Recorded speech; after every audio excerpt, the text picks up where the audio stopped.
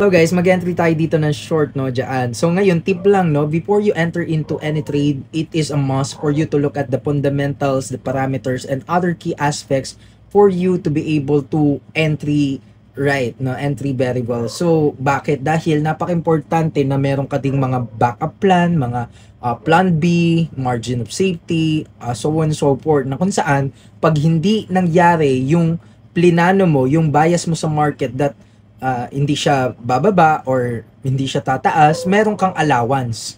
Meron kang backup plan, no, na pwede mo pang i-execute, na pwede mo pang gawin, na pwede kang mag-adjust. So kaya naman napaka-importante nito na meron ka munang plano at naiintindihan mo talaga yung chart, naiintindihan mo yung fundamentals, naiintindihan mo yung market sentiment, kung positive ba or negative ngayon, kung saan papunta ang market, possible siya mag-bounce or hindi. Dapat alam nyo lahat yon bago kayo mag-enter ng trade. So yun lamang, sana nakatulong po.